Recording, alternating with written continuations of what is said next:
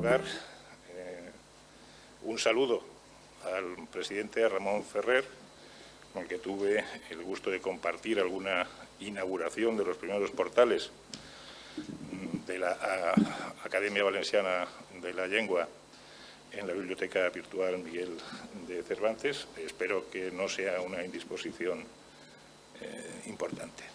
Y, por supuesto, dar la bienvenida a Verónica Cantó, secretaria de la Academia, con la que hemos trabajado sin ningún problema durante también tiempo, a las académicas y académicos de la Academia Valenciana de la Llengua aquí presentes, compañeros de esta universidad y, por supuesto, pues casi al pleno del Departamento de Filología Catalana, que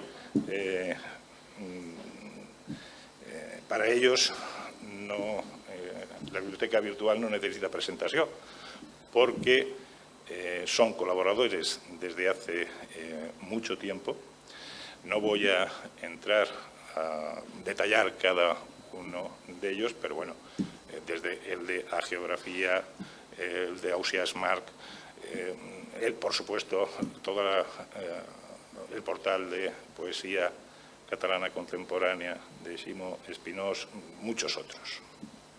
Perdónenme porque no quisiera ser ni olvidarme ni no valorar a todos como se merece.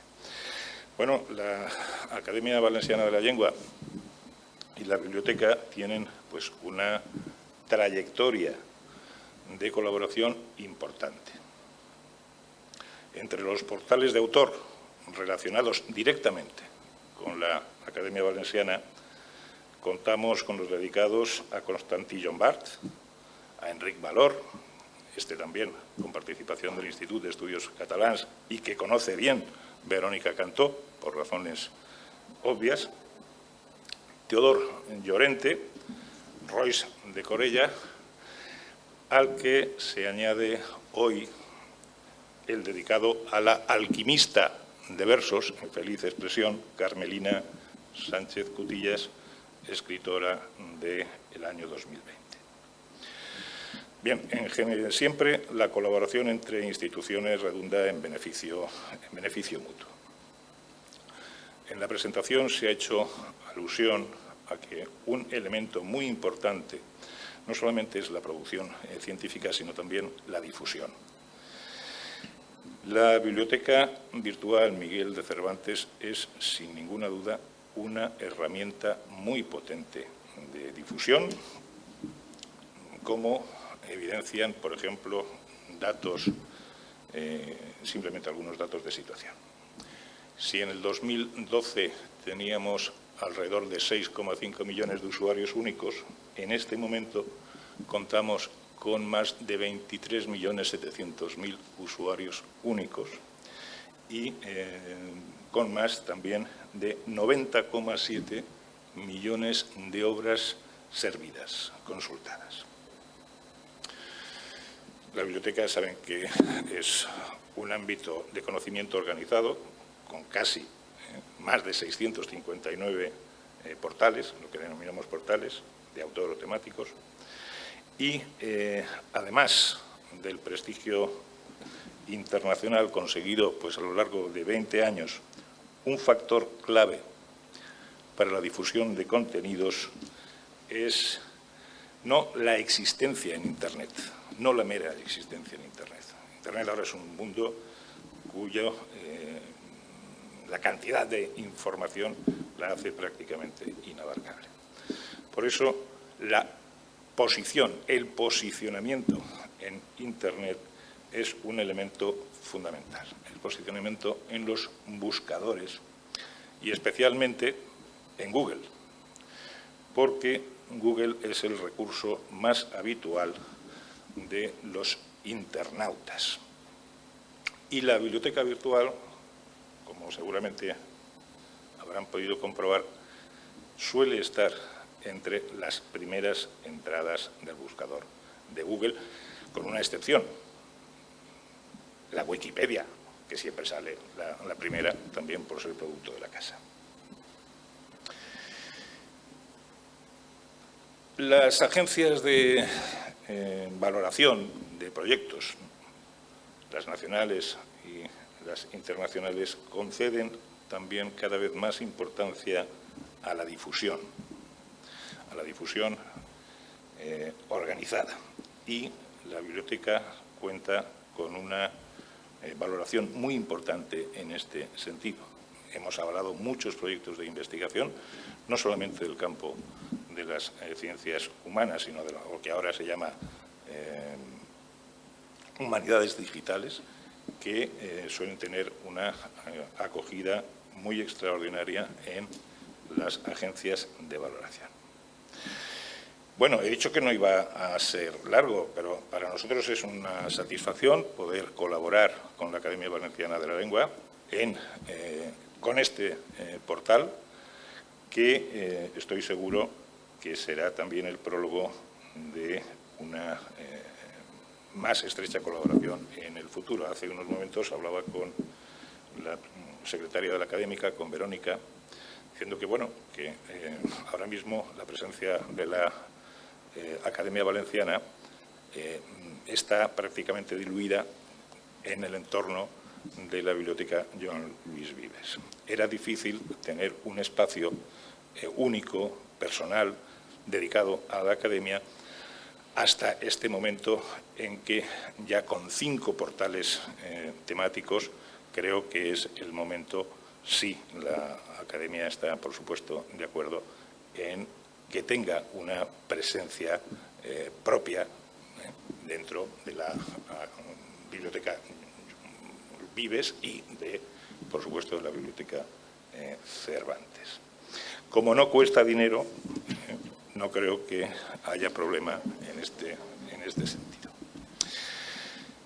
Bien, en estos momentos pues quedan por pasar algunos trámites siempre farragosos de los convenios institucionales entre la Universidad Biblioteca Miguel de Cervantes y la Generalitat, pero bueno, creo que ese será el marco en el que podremos desarrollar los trabajos futuros. Bueno, es que estoy rodeado de amigos. Felicitaros, por supuesto, a todos. Especialmente hoy es el día de Carmelina y, por lo tanto, a todos los que habéis participado en su elaboración, pero también a todos los que desde Filología Catalana pues han colaborado durante casi 20 años con el proyecto de la biblioteca virtual. Así que, bueno, pues muchas gracias, gracias por su presencia, y a mí me hubiese gustado aplaudir las intervenciones anteriores sin sordina, pero en la biblioteca queda pues muy mal aplaudir más fuerte. Así que muchas gracias a todos.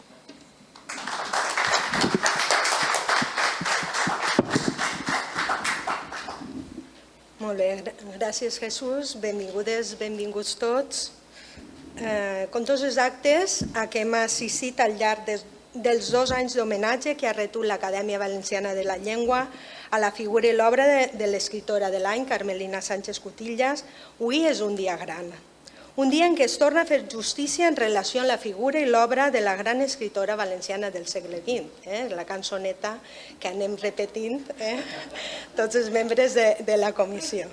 Doncs recorda el dia que la secretària de l'Acadèmia, Verònica Cantó, i jo mateix ens van reunir amb Llúcia Martín i amb Jesús Pradells fa un parell llarg d'anys i una pandèmia mundial també massa llarga. Com ja s'havia produït en l'homenatge d'altres escriptors de l'any, que els ha repassat ja Jesús, Constantí Llombart el 2005, Enric Valor el 10, Roís de Corella el 13, etc., l'Acadèmia Valenciana de la Llengua va demanar novament la col·laboració en les activitats de l'escriptor de l'any de la Biblioteca Joan Lluís Vives, inserida en la Biblioteca Virtual Miguel de Cervantes. I heus ací que ha arribat l'hora de presentar finalment aquest nou projecte de col·laboració. Confiem que no siga el darrer, com ja ha dit Jesús, que s'ha materialitzat en primer lloc gràcies a les gestions tant de Jesús com de Llúcia i també gràcies al personal tècnic de la biblioteca virtual. A tots ells vull agrair en nom de la Comissió de l'Escriptora de l'Any les facilitats, la dedicació, la professionalitat i la paciència en els mesos, poquets mesos, d'intensa faena, reunions, telefonades, correus, SOS, que ha durat l'elaboració de la Biblioteca d'autor Carmelina Sánchez Cutillas. En especial, deixeu-me que anomene Júlia Bernal i més concretament Lídia Sánchez, que avui ens acompanya la seva companya Adèlia, que he conegut avui ara mateix. També vull agrair a les persones individuals i a les institucions que han prestat desinteressadament els materials que nodreixen aquesta biblioteca. La família de l'autora, la Biblioteca Valenciana Nicolau Primitiu, que custodia el llegat de Carmelina Sánchez Cutillas, a Punt Mèdia i els autors i les autores dels estudis i treballs que es poden descarregar en el portal. Avui també és un dia gran perquè acabem d'assistir a la inauguració de l'exposició itinerant Carmelina Sánchez Cutillas des de les fronteres del silenci, que es completa amb una mostra bibliogràfica, epistolar i dedicatòries que evidencien la relació personal i professional de la nostra autora en Lluís Alpera, que també té la seva biblioteca d'autor en el si de la Biblioteca Joan Lluís Vives. Un més que digne homenatge a tots dos autors en el si de la Biblioteca General de la Universitat d'Alacant, que custodia el llegat d'Alpera.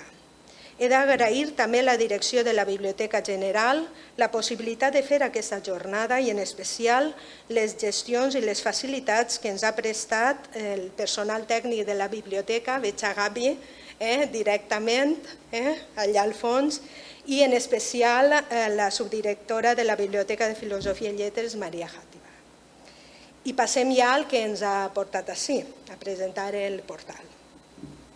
No puc deixar de dir que la feliç descoberta de la data del naixement de Carmelina Sánchez Cutillas, el 23 de juny de 1921, i per tant la possibilitat de celebrar el seu centenari aquest 2021, s'ha pogut vestir adequadament en la creació d'aquesta biblioteca d'autor Carmelina Sánchez Cutillas, que inserida en la Biblioteca Joan Lluís Vives de la Biblioteca Virtual Miguel de Cervantes, ajudarà a potenciar i a difondre la figura de la nostra autora, aprofitant els fons digitalitzats existents en la xarxa, convenientment completats en la creació de materials totalment nous, alguns dels quals són també el resultat d'altres activitats que s'han fet durant l'any Carmelina.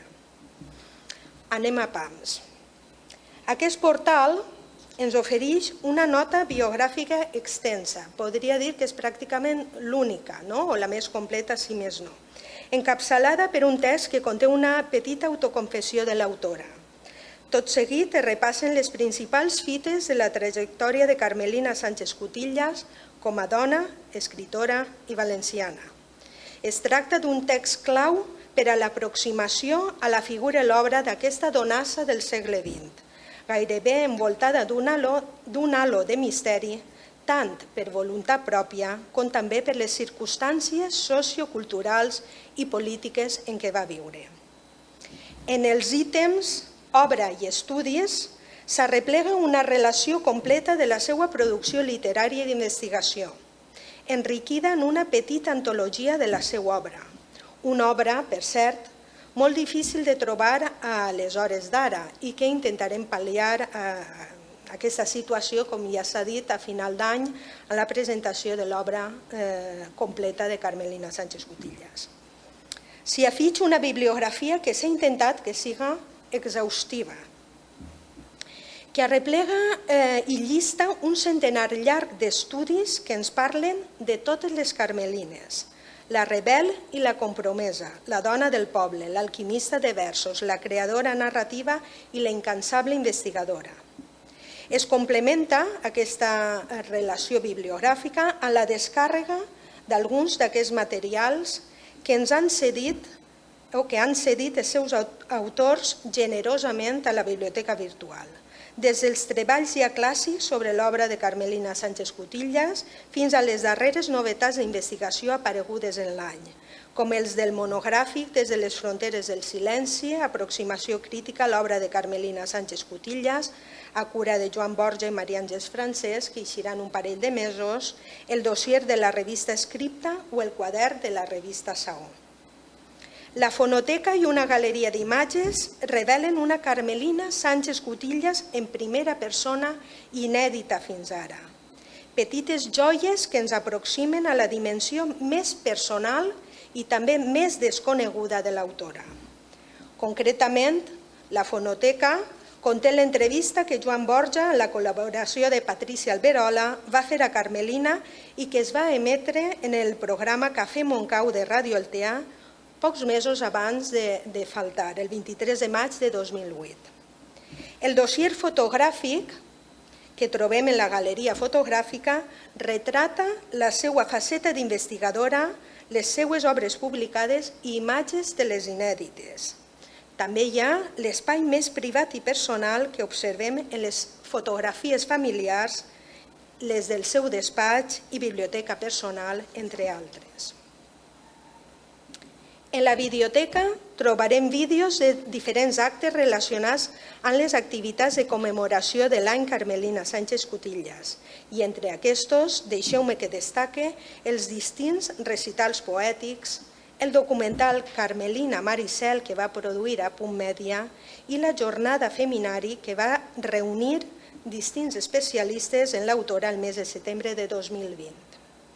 Finalment, completen el repertori una variada gamma de material didàctic, especialment adreçat a la docència, i una relació no menys extensa d'enllaços, que conté altres materials d'investigació i crítica en la xarxa, propostes diverses que arriben de particulars, altres institucions i entitats públiques i privades, i que bàsicament han aparegut durant el bienni de l'homenatge que l'Acadèmia Valenciana de la Llengua ha retut a Carmelina Sánchez Cutillas. Per exemple, destaca el Club de Lectura, els més millors, el Club de Lectura de la Fundació Bromera que va acudir Joan Borja, o el de Fulla que va assistir Verònica Cantó, la conferència en l'Espai Fuster de Maria Àngels Francesc, els projectes de la Wikimarató, la Wikiteix i els clubs de lectura que ha promogut el Col·legi Oficial de Bibliotecaris i Documentalistes de la Comunitat Valenciana, entre moltíssims altres. Tots mereixen un espai en la biblioteca d'autor Carmelina Sánchez Cutillas. Possiblement, aquesta passejada pel contingut de la biblioteca d'autor Carmelina Sánchez Cutillas hagi sigut massa general.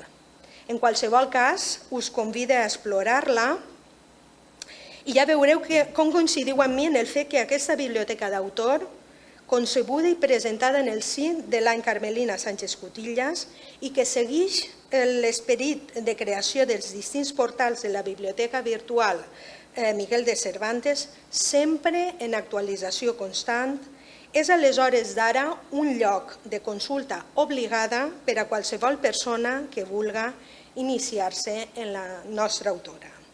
Moltes gràcies per la vostra atenció.